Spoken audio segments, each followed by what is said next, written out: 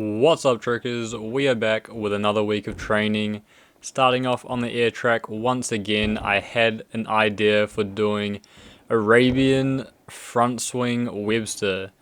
I got this idea because Jordan Alexander, or Onyx, did a wrap Arabian scissor tutorial and it looked super sick, and for some reason instead of actually just doing a wrap Arabian scissor, I just went for wrap Arabian front swing instead. So I'm trying it from scoot. It's kind of hard to stop myself from twisting too much, like my leg is too far out to the side to just do a straight front flip. But we're getting it a little bit more consistent, still slamming onto my ass, but going forwards. I actually just moved on to cartwheel because, yeah, the idea is to eventually do wrap Arabian. I just wanted to start off with some scoots because I never really do scoots. And I'm not really sure what they're actually good for. I kind of just find it like a really hard setup to do into anything really. So trying to use it more because other than scoot, I just do cartwheels and TDRs. But I want to have a bit more variety. So I need to train the scoot more so I can get more power out of it. We made our way to the wrap Arabian front swing and it was working pretty well. I was quite happy with it and it feels like a step in the right direction towards loser switches. And that is just something I came up with that is like the opposite of gainer switches, but yeah. Moving on to the second session of this day, we're starting off with some D-leg hyperhooks or switchblades because that was actually a comment suggestion from Yoni Cohen, MA. Not sure if I'm saying that right, but trying to spice it up a little bit with a wrap full punch. And I've really been focusing on my D-leg technique on trying to keep my chest up and really fold in half as much as possible because my D-leg variations are pretty bad sometimes. So I just want to have really good technique and I feel like I'm pretty happy with these. Pretty solid D-leg, bit early and then squeezing out that hyper hook. Misha said he wanted to see some dub punch trips, and I've actually done it before, and I was going to do some more again today, but I thought maybe trip full punch dub is possible. The only scary thing about it is that I land my trip full with my feet pretty far apart. So we got the full there. It's not really punch, it's kind of hesitating a little bit too much. And I could have done swing through maybe, but I want to do punch because I feel like I'll be able to do better tricks out of it. Like if I can get a solid punch, I could maybe get punch double backflip or punch trip even. But with swing, there's not really a lot I can do with it. So I sent some dubs, but yeah, that was the best punch I got, but I didn't flip out of it. That's the end of day one. Moving on to day two. As you can see, I really like these shorts. I got them for my birthday and I didn't really want to take them off. Kind of just wanted to wear them for the whole week, but feeling pretty powerful. It must be KG Fu's training routine that is just priming my body for these sessions. We actually got a new tricker found in the wild at this session, which is a major contrast to last week. I was the only one there, and then this week we're sending trip corks, and the brother Mikey, who I couldn't really understand that much, he was kind of shy to be on camera, but he was sending some crazy stuff. I didn't really get any of his good tricks on camera, but believe me, he was actually sending it. And so I got the trip cork combo from Cheat 9 before, and so I wanted to add on to it, add on the side swipe. And I don't really know if you can call it a trip cork. It was kind of under-rotated as most of my tricks are. But I was happy with it. Here, Mikey, he's got a sick B-twist. This guy's been to hooked. He said he's been to hooked like once or twice. It was just completely random. Like, it is so rare to find trickers in the wild. And so maybe that is what was hyping me up for this session as well. Trying to make that TDR side swipe longer and boom, stomped it. I was so hyped up I thought maybe I could go for 0-3 as well, but had to settle for the 0. Swing snapu, not rotating it a lot, but pretty nice kick in there.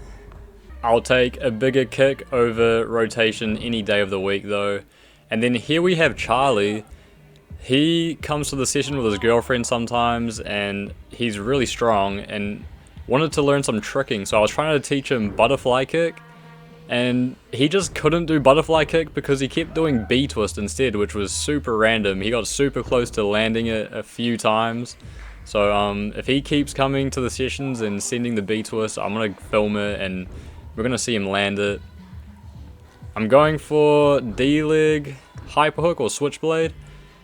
And then Mikey wanted to hit some sync row clips, and there was just a little bit of a communication error going on. I just don't think I quite knew what tricks we were going for.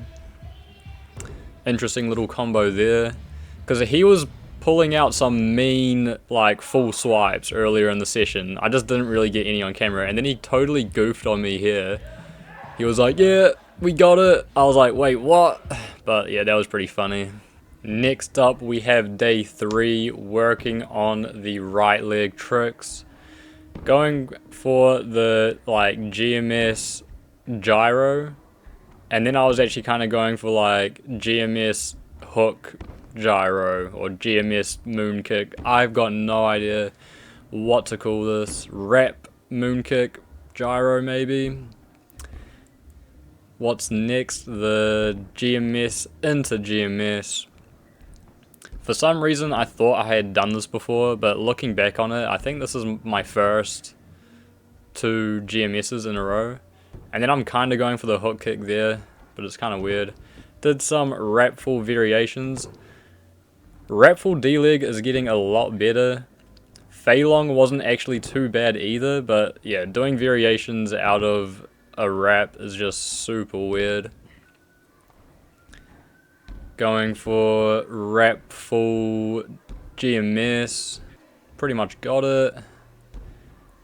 Going for the hook kick at the end, which you can't really see, but that's alright. And then I wanted to see what the difference was if I tried to hit 1-2 just in wraps rather than last week I think I tried to do, or even the week before that, wrap full front swing dub twist. And the consensus was they're both bloody hard. I can't do either of them, but if I'm gonna land it, it's probably gonna be front swing. Snapus weren't looking too bad. I tried to do shuriken twist there, and then I just ended up going for like a trip full. Dub full D-leg, not too bad. And then the hyper, because I think going from the wrap position, it actually just makes it easier to land hyper, and so I thought maybe I could hit trip full, but no, it's not happening. As opposed to like dub cork, I still don't really think I can dub cork hyper, because you're starting in the complete position, and then it's just way harder to get to hyper. But here we have some shocking snapus, still can't do them. And some pretty bad cheat 12s as well. I think just trying to go off the end of the air track is just messing up my setup. Like, I don't know what I'm doing with my arms, but managed to land 1. And then back onto the grind for loser switches. So yeah, opposite of gainer switches. I want to swing off my right leg, do a front flip, land back on my right leg, into another front flip. And I was happy with that one because I kind of did land on it. And then the last one, I kind of mangled my ankle, so had to cool it there. Next day, we're doing left leg tricks, working on the master scoot so I can have a bit more variety in my choice of setups. Going for the helicoptero thing, or scissor, pizza boy, something. I really need to get better at knowing what tricks are called. Especially for when I'm doing like games of trick. I'm pretty sure the very first game of trick I did, I wanted to do like aerial late 9 or aerial helicoptero, and I called it an aerial semi and just completely goofed up my first set. I don't know, I just say the wrong thing sometimes. Tricking is a little bit complicated. Going for some shuriken cutters here, not very clean. Just because the Master Scoot is not feeling that good. So moving on to TDR, back in my comfort zone, going for the D-leg because I want to have an icy D-leg. But when I go for the twist, it kind of just turns into a skull snapper, I think it's called, where you just tuck and then twist. It's just not what I want, so I have to really focus on just doing a big D-leg. Trip Cork was not working, probably because I spammed so many of them at the Palmy session, so I saw a clip on Classic Tricking of Velu doing a double backflip from like a round off, so I tried setting some of those, and it felt pretty interesting. Working some B-twist variations here. I don't really usually do B-twist off the air track. I only do like double B-twist off the air track, so D-leg has always been really hard from B-twist, and so that was feeling a lot better. Fei Long is just super weird. Don't know how to make that look nice. The hyper was feeling alright, and that's an icy hyper hook if I do say so myself, so trying some shuriken cutters. I just couldn't quite get my leg high enough in the first half of the trick, so we move on to double B twist, and I landed 3 in a row, which is it's pretty good for me. The session was kind of all over the place. I wanted to do some Euro steps, but as soon as I went for the dub, I kind of hurt my leg, so went back to shuriken cutters, but just from TDR. And I had a little bit of a revelation while I was working on these shuriken cutters. There's kind of like a point halfway through where I'm working on them, because I just spammed heaps of them. And I was like, I just want to have a shuriken cutter that looks like Jacob Pinto's. And as soon as I started thinking of the name Jacob Pinto, something switched, and my shuriken cutters just started getting icier. So my number one recommendation for anyone working on shuriken cutter, just think of Jacob Pinto. You don't even need to know who he is. You don't even need to have seen his icy shuriken cutter before. You just need to think of his name, and it will just make your shuriken cutters better. Trust me. But we're kind of getting gassed out here, getting a little bit worse quality. So on to the last day, we have a comment suggestion from Sean Henry Dodds, who wanted to see Jackknife into Gumby into Cork Crowd Awakener.